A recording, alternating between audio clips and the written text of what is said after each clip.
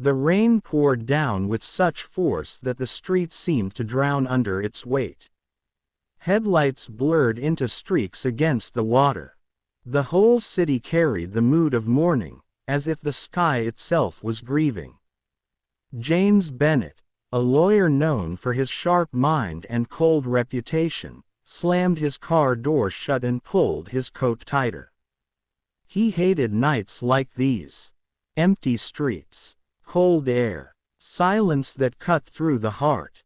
He adjusted the strap of his leather briefcase and moved quickly toward his apartment building, but halfway there, he froze. There, beneath a flickering street lamp, stood a child. The question, she couldn't have been more than 7. Her tiny hands clutched a broken stuffed bunny, soaked through, its ear torn and dangling.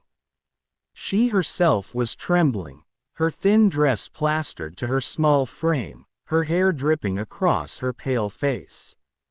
But it wasn't the sight of her loneliness that stopped James. It was her eyes. They were filled with the kind of sorrow he had only ever seen in courtrooms, in parents who had lost children, in victims who had lost hope. He took a cautious step forward. "Hey, what are you doing out here alone?" The girl lifted her gaze. For a moment, James thought she might run. But instead, her lips parted, and with a voice barely louder than the rain, she whispered, "Sir, do I still deserve a family?" James felt as though the ground had been ripped from beneath him.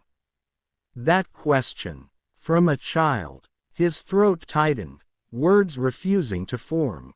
He had stood in front of ruthless judges, argued against merciless prosecutors, faced criminals who showed no humanity, but this one sentence had shattered every wall he had built around his own heart.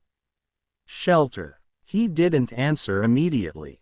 Instead, he pulled off his coat and wrapped it gently around her small shoulders.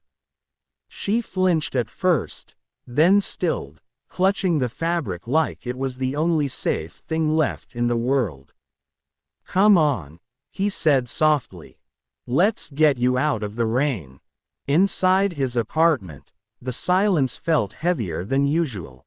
The girl sat on the edge of his leather couch, her bunny resting on her lap.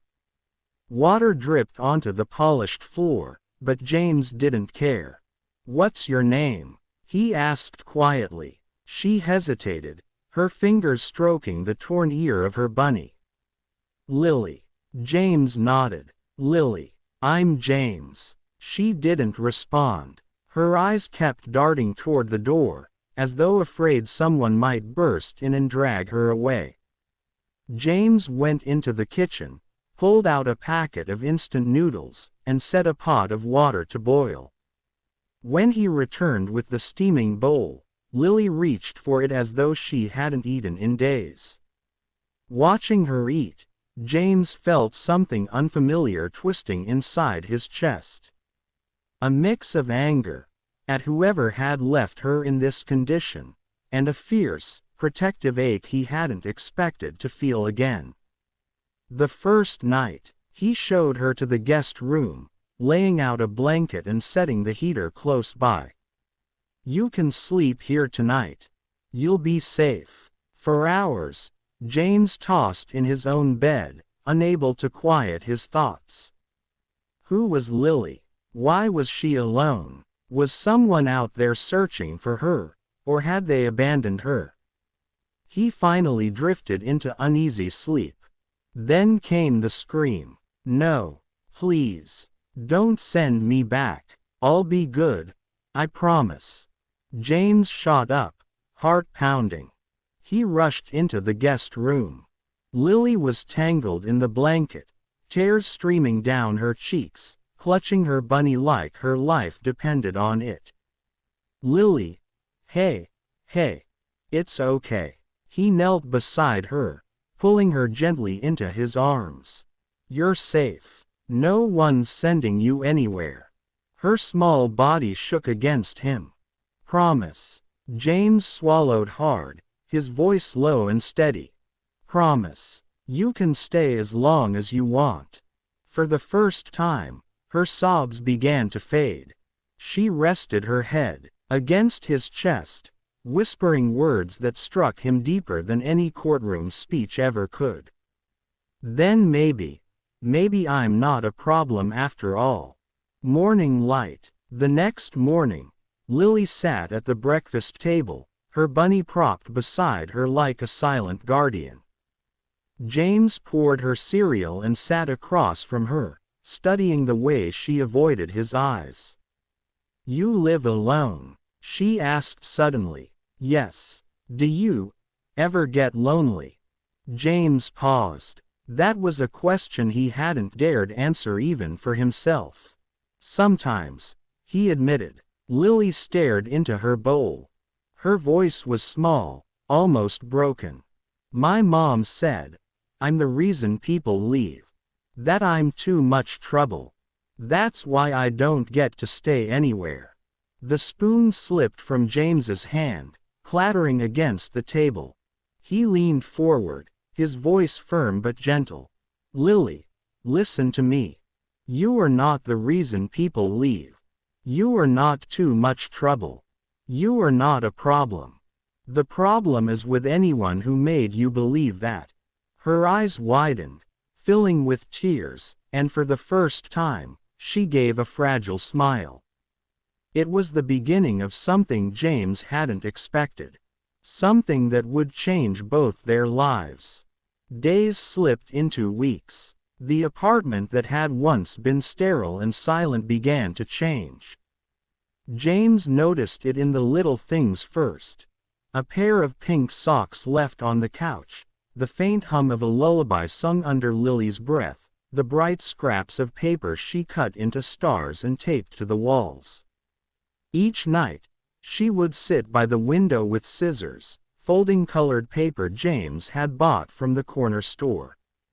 She wasn't good at it at first. The stars came out uneven, sometimes torn. But she taped them to her wall anyway, until the entire surface glowed with a crooked constellation of hope. When James asked her why she made them, she simply said, because if the sky forgets me, at least these won't. Nightmares. Despite the paper stars, Lily's nights were still haunted. James often woke to her muffled cries, the R words tumbling in broken whispers. Don't leave me. I'll be good. Please don't send me away. Each time, he would sit beside her bed, stroke her damp hair, and whisper the same promise. You're safe. You're not going anywhere. But one night, as she clutched his hand tighter than ever, she looked at him with wide, terrified eyes and asked, do people ever mean it when they say they won't leave? Or do they just say it until they do? The question pierced him. James had promised people things once. He had promised his late wife that he would build a family with her, that he would never shut himself off from love. He had broken that promise after she died, burying his heart beneath work and empty victories in the courtroom. Now, looking into Lily's desperate eyes, he realized how dangerous promises could be. But he also knew how necessary they were. Yes, Lily, he said softly. Some people mean it. And when I say you're safe, I mean it. Questions no child should ask.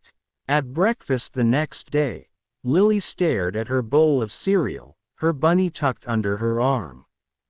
James, she said suddenly. Yes. Why do moms leave their kids? He froze. His spoon hovered midair. Sometimes, it's because they don't know how to love properly. Sometimes it's because they're hurting themselves. But it's never because the child isn't worth loving. Lily's small fingers tightened around her bunny. My mom said love is heavy. That it breaks people. Do you think that's true? James's chest ached. No, Lily. Love doesn't break people. It heals them. What breaks people is the lack of it. For the first time, her eyes lifted and truly met his. They were filled with fear, but also the faintest flicker of belief. The drawing. One evening, James came home late from court, exhausted. But when he stepped into the apartment, he noticed something on the coffee table, a drawing. Crayon lines, shaky and bright, showed two figures, a tall man with messy hair in a suit, and a little girl holding his hand. Above them, in jagged yellow scribbles, was a sun. At the bottom, in crooked letters, it read, "Me and James."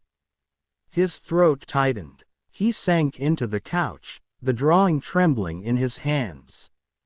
He had been Lily's shelter, but he hadn't realized until now, she already saw him as something more. Silent promises. That night, Lily padded into the living room in her pajamas, clutching her bunny. She climbed onto the couch beside him, tucking her knees under her chin. "Do you like having me here?" she asked quietly. James looked at her, at the hope in her eyes, fragile as glass. He could not tell her he was scared. Scared of failing her. Scared of loving again only to lose. Scared of what it meant to become a father when he had buried the dream of family years ago.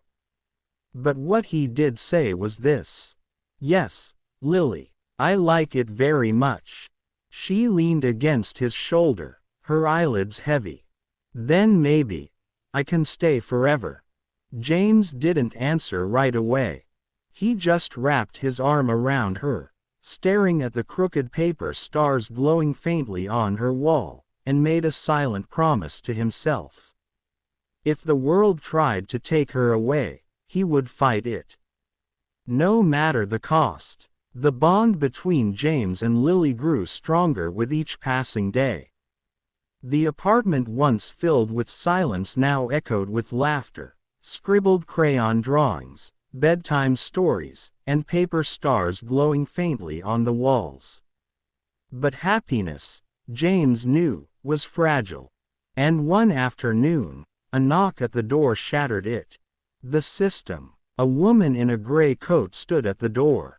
Her eyes were sharp, clipboard tucked under her arm. Behind her, a man in a suit carried a stack of legal papers. "Mr. Bennett?" the woman asked. "Yes, we're from Child Protective Services. We need to talk about Lily." James's stomach clenched. Lily, who had been coloring on the floor, looked up with wide, terrified eyes. She dropped her crayon, ran to James, and clutched his leg. The social worker's voice was clinical, detached. "You have no legal guardianship over her. We've found a foster placement. We'll need to take her with us." Lily's grip tightened, her small voice breaking. "No, please, James. Don't let them." The fight. James's lawyer instincts roared awake. He stepped forward, his voice firm. "You're not taking her anywhere tonight. She's been living safely here. I'll file for emergency custody." "Mr. Bennett," the man in the suit interjected, "you can't just keep a child without authorization." The law, James cut in, his eyes blazing, "is supposed to protect children. Tell me, does ripping her from the first stable home she's had protect her? Does forcing her into another strange house help her heal?" The room went silent except for Lily's quiet sobs. The social worker hesitated. "You have 48 hours to present a case. After that, if you don't have a court order, we'll take her." They left, the door closing with a finality that echoed like a gavel. Broken stars. That night, Lily sat on the floor tearing down her paper stars. Each one ripped in half, her little fingers trembling with fury and grief. "They'll take me away. Everyone always does. James knelt beside her, gathering the torn pieces. Lily, look at me. Her tear-streaked face turned toward him, eyes red and raw. I'm not letting you go, he said firmly. I don't care what it takes. I'll fight for you. Do you hear me? She shook her head. But what if they win? What if they say I'm too much trouble? James placed his hand gently over hers. Then I'll fight harder. Because you are not trouble, Lily. You're my family. The courtroom. 2 days later, James stood in the courtroom, not as a detached lawyer this time, but as a man with everything to lose. Across the room, Lily sat in a small chair, her bunny clutched in her lap. She looked so small against the towering benches and oak walls. The judge peered down. Mr. Bennett, you understand the gravity of this request. You're asking to adopt a child with no preparation, no process. Yes, Your Honor, I understand. And why should this court grant you custody? James's voice trembled at first, but then steadied with a conviction he hadn't felt in years. Because Lily is not a case file. She's not a number in the system. She's a little girl who has been abandoned too many times. And she deserves more than foster homes and temporary beds. She deserves a father. She deserves love. She deserves family. And I'm willing to give her all of that. The courtroom fell silent. Even the judge's stern expression softened for a moment. The verdict. After what felt like hours, the judge finally spoke. Mr. Bennett, this court does not usually bypass procedure. But in extraordinary circumstances, exceptions are made. He looked at Lily. Do you want to stay with Mr. Bennett? Lily stood, her bunny clutched tight. Her voice was shaky but clear. Yes, he's the only one who hasn't left. Tears stung James's eyes. The judge nodded. Then it is so ordered. Mr. Bennett, you have temporary custody, with review for adoption. Court adjourned. Forever. When they walked out of the courtroom, Lily leapt into James's arms, her small voice whispering against his ear. I told the truth, and they listened. James hugged her tighter than ever before. They listened because you're worth listening to, Lily. Don't ever forget that. That night, back at home, Lily carefully taped new paper stars on her wall. This time, she wrote a word in the middle of each one. Home, family, love. And for the first time, James let himself believe in forever. End stories.